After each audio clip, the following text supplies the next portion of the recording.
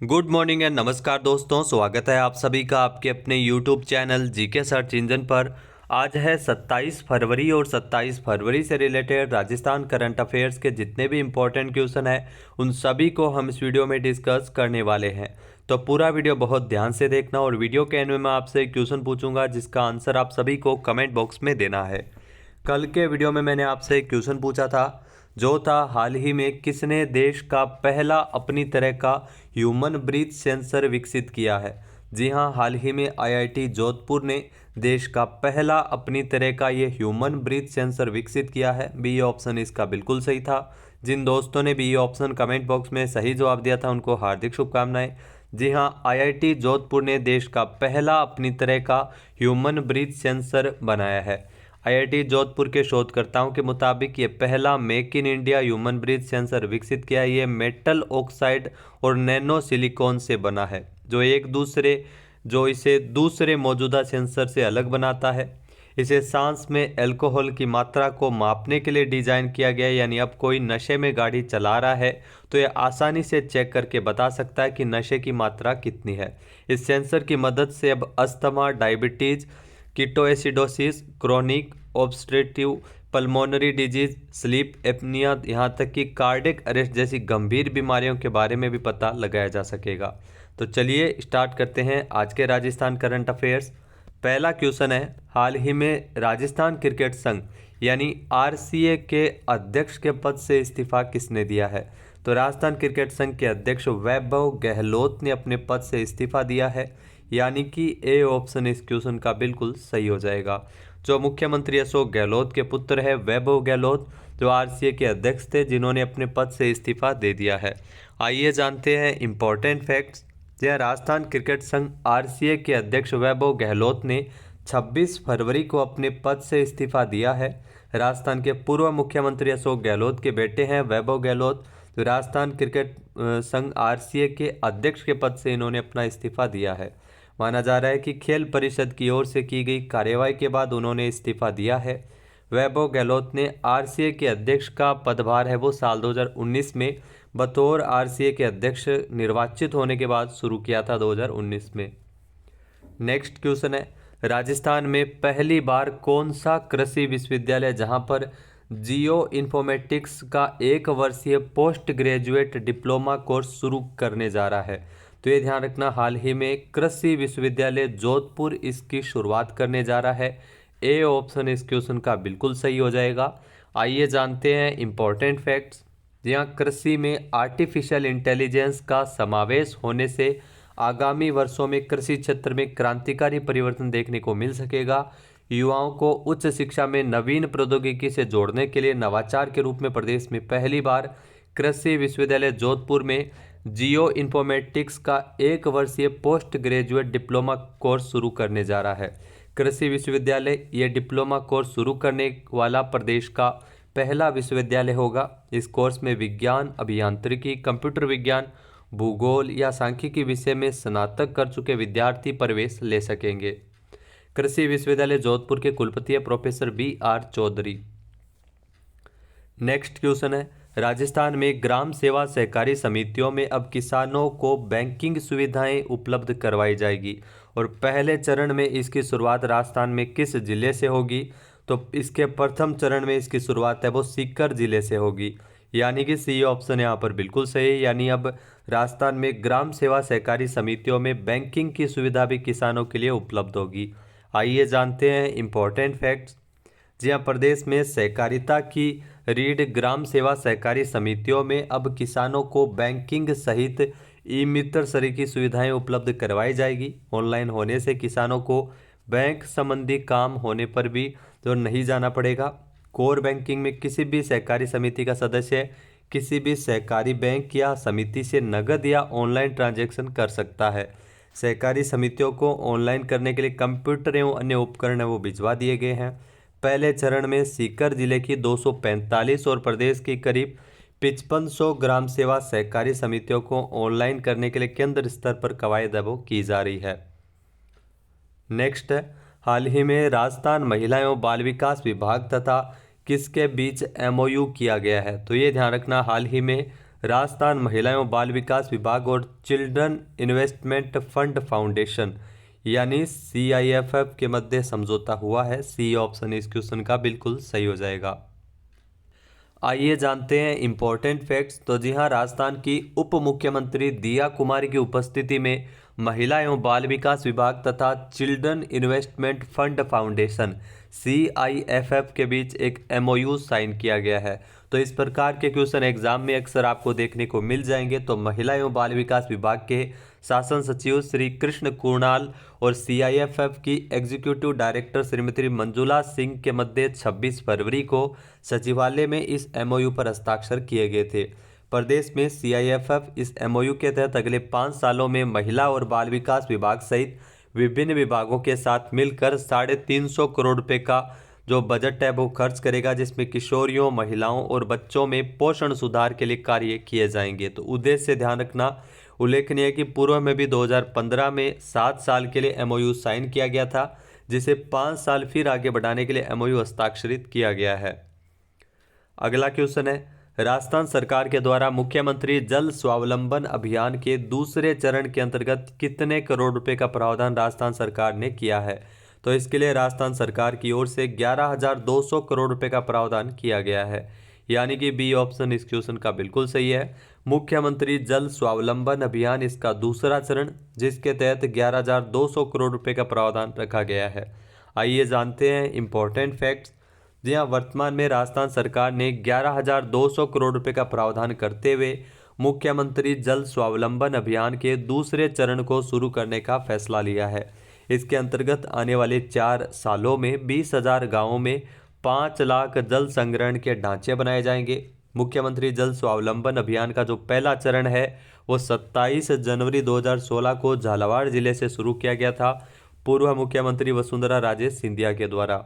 योजना के अंतर्गत साल 2020 के तहत इसमें राज्य के लगभग 21,000 गाँवों को जल आत्मनिर्भर बनाने का लक्ष्य इसमें रखा गया था।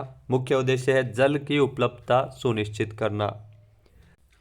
अगला क्वेश्चन है, मुख्यमंत्री भजनलाल शर्मा ने वन स्टॉप शॉप प्रणाली से प्रदेश में कितनी इकाइयों को 1375 करोड़ रुपए की निवेश अनुमति जारी की है? जी हाँ, CM भजनलाल शर्मा के द्वारा राजस्थान में 23 इकाइयों के लिए 1375 करोड़ रुपए की निवेश अनुमति जो औद्योगिक इकाइयों के लिए जारी की है, यानी कि बी ऑप्शन इसका बिल्कुल सही है। यानी अब वन स्टॉप शॉप प्रणाली के माध्यम से राजस्थान में जो औद्योगिक इकाइयों को अलग अलग अनुमति प्राप्त करने के लिए अलग अलग जगह नहीं जाना पड़ेगा। वन स्टॉप शॉप प्रणाली का मुख्य उद्देश्य एक ही स्थान पर औद्योगिक इकाइयों को एक बार अनुमति प्रदान करना है। आइए जानते हैं इंपॉर्टेंट फैक्ट्स। यह राजस्थान में निवेश को प्रोत्साहन देने के लिए सरकार ने 1375 करोड़ रुपए की निवेश अनुमति जारी की है। प्रदेश में निवेशकों को प्रोत्साहन देने के लिए उल्लेखनीय कदम उठाए जा रहे हैं। जी हाँ, भजनलाल शर्मा ने वन स्टॉप शॉप प्रणाली के माध्यम से 23 औद्योगिक इकाइयों को 1375 करोड़ रुपए के राजस्थान में निवेश करने की अनुमति जारी की है। नेक्स्ट क्वेश्चन है, हाल ही में Indian responsible tourism state summit and award समारोह का आयोजन राजस्थान में कब किया गया था?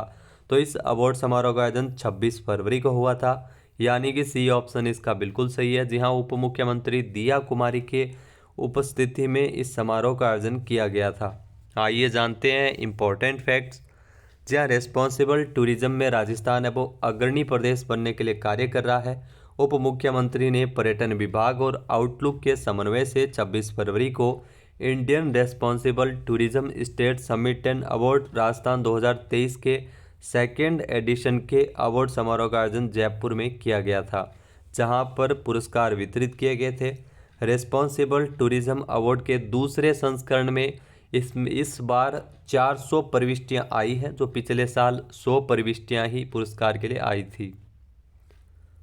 अगला क्वेश्चन है, राजस्थान में पशुपालकों को गोपाल क्रेडिट कार्ड योजना, जिसके अंतर्गत कितने रुपए तक ब्याज मुक्त ऋण उपलब्ध करवाया जाएगा? तो राजस्थान में पशुपालकों को इस योजना के तहत 1 लाख रुपए तक का ब्याज मुक्त, यानी किसी प्रकार का ब्याज है वो इसमें नहीं लगेगा, ब्याज मुक्त ऋण उपलब्ध करवाया जाएगा। सी ऑप्शन इसका बिल्कुल सही है। आइए जानते हैं इंपॉर्टेंट फैक्ट्स। यह राजस्थान सरकार की ओर से जो किसान क्रेडिट कार्ड की तर्ज पर गोवंश संरक्षण के लिए जो राजस्थान में पशुपालकों को जो गोवंश संरक्षण के लिए शेड का निर्माण, खेली का निर्माण, दुग्ध चारा बांटा संबंधी कई उपकरण खरीदने के लिए इसमें गोपाल क्रेडिट कार्ड योजना है जो राजस्थान सरकार की ओर से लाई गई है, जिसके अंतर्गत 1 लाख रुपए तक का ब्याज मुक्त ऋण है वो गोपालकों को, पशुपालकों को उपलब्ध करवाया जाएगा। इसके अलावा हाल ही में मुख्यमंत्री भजनलाल शर्मा ने 24 फरवरी को मोबाइल वेटरनरी इकाइयों का भी लोकार्पण किया। कितनी किया था? 536 मोबाइल वेटरनरी इकाइयाँ वो राजस्थान में संचालित की जाएगी, जिसमें पशुपालकों को जो पशुओं का इलाज है वो उनके घर पर ही मुहैया करवाया जाएगा। प्रत्येक 1 लाख पशुओं पर एक मोबाइल वेटरनरी यूनिट है वो कार्य करेगी और इस योजना के अंतर्गत राज्य स्तरीय कॉल सेंटर की भी स्थापना है वो की जा रही है। मोबाइल वेटनरी इकाइयों की जो अगर बात की जाए तो हेल्पलाइन नंबर है 1962। नेक्स्ट क्वेश्चन है, महान गायक पंकज उदास का 72 साल की उम्र में निधन हो गया है, उनको कौन सा पुरस्कार मिल चुका है? जो आप देख सकते हैं पंकज उदास जिनका हाल ही में 72 साल की उम्र में निधन हुआ है और इनको ध्यान रखना पद्मश्री पुरस्कार मिल चुका है। ए ऑप्शन इसका बिल्कुल सही है। जी हाँ, 26 फरवरी को पंकज उदास का 72 साल की उम्र में निधन हो गया था, जो प्रसिद्ध गायक थे और इनको पद्मश्री पुरस्कार मिल चुका है और वैसे ये गुजरात के रहने वाले थे। आइए जानते हैं इम्पोर्टेंट फैक्ट्स। जी हाँ, महान गायक पंकज उदास का 72 साल की उम्र में निधन हुआ है। चिट्ठी आई है जैसे यादगार हिट गाने देने वाले महान गायक पंकज उदास का लंबी बीमारी के बाद मुंबई में निधन हो गया था। पंकज उदास का जन्म 17 मई 1951 को गुजरात के जैतपुर में हुआ था और उन्हें ध्यान रखना 2006 में पद्मश्री पुरस्कार से भी नवाजा जा चुका है। उनका जो प्रसिद्ध गाना चिट्ठी आई है बहुत हिट हुआ था और BBC रेडियो द्वारा जो सहस्त्राब्दी के 100 गानों में से एक में इसको चुना गया था। अगला क्वेश्चन है, नीति आयोग के नवीनतम सर्वेक्षण के अनुसार भारत में गरीबी का स्तर कितने प्रतिशत तक कम हुआ है? तो नीति आयोग के नवीनतम सर्वेक्षण के अनुसार भारत में जो गरीबी का स्तर है वो 5% तक कम हुआ है, यानी कि बी ऑप्शन इस क्वेश्चन का बिल्कुल सही हो जाएगा। आइए जानते हैं इम्पोर्टेंट फैक्ट्स। जी हाँ, नीति आयोग के CEO BVR सुब्रमण्यम ने नवीनतम घरेलू उपभोग व्यय सर्वेक्षण का हवाला देते हुए दावा किया है कि भारत में गरीबी 5% से नीचे आ गई है। अगस्त 2022 और जुलाई 2023 के बीच आयोजित सर्वेक्षण नीति आयोग के नवीनतम सर्वेक्षण के अनुसार भारत में गरीबी का स्तर 5% तक कम हुआ है। नीति आयोग के CEO के मुताबिक जो मजबूत ग्रामीण खपत, शहरी क्षेत्रों के साथ अंतर कम होने के कारण भारत में गरीबी 5% तक गिर गई है। घरेलू उपभोग व्यय सर्वेक्षण ग्रामीण अभाव के लगभग उन्मूलन का संकेत देता है, जिसका असर RBI के ब्याज दर के निर्णयों पर भी पड़ता है। भोजन से गैर खाद्य वस्तुएं जैसे उपकरणों और स्वास्थ्य देखभाल पर व्यय पैटर्न में बदलाव देखा गया है। तो ये आंकड़े आपके लिए काफ़ी अहम है। अब बात करते हैं आज के हमारे क्विज के, जिसका आंसर आप सभी को कमेंट बॉक्स में देना है। तो आज का क्विज है, भारतीय सेना और जापान की सेना के बीच संयुक्त सैन्य अभ्यास धर्म गार्जियन का 5वां संस्करण बीकानेर के महाजन फील्ड फायरिंग रेंज में कब शुरू हुआ है? एक बार फिर से सुनेगा, भारतीय सेना और जापान की सेनाओं के मध्य संयुक्त सैन्य अभ्यास जिसका नाम है धर्म गार्जियन, ध्यान रखना इसका 5वां संस्करण बीकानेर के महाजन फील्ड फायरिंग रेंज में कब शुरू हुआ है? सही आंसर आपको कमेंट बॉक्स में देना है और अगर ये वीडियो आपको पसंद आए तो इसे लाइक और शेयर करना बिल्कुल ना भूलिएगा। चैनल पर नए जुड़े हैं, सब्सक्राइब नहीं किया है तो अभी सब्सक्राइब बटन पर क्लिक करें। इस वीडियो की जो PDF फाइल है वो आप वीडियो के डिस्क्रिप्शन बॉक्स से डाउनलोड कर सकते हैं और इस क्वेश्चन का आंसर आप वोट करके भी कर सकते हैं। इसके अलावा दोस्तों डिस्क्रिप्शन बॉक्स में टेलीग्राम चैनल का लिंक दिया हुआ है, जहाँ पर आपको डेली 5 क्वेश्चन, MCQ, PDF, इसके अलावा सभी महत्वपूर्ण मटेरियल आपको टेलीग्राम चैनल पे मिल जाता है, जहाँ पर आपको 2023 से लेकर जो मंथली करंट अफेयर्स की PDF, इसके अलावा लास्ट 6 मंथ की, 12 मंथ की सारी PDF वहाँ पर आपको फाइल्स में देखने को मिल जाती है। तो वहाँ से आप PDF देख सकते हैं जो आपके आने वाले एग्ज़ाम के लिए भी महत्वपूर्ण है। जय हिंद, जय भारत, जय राजस्थान।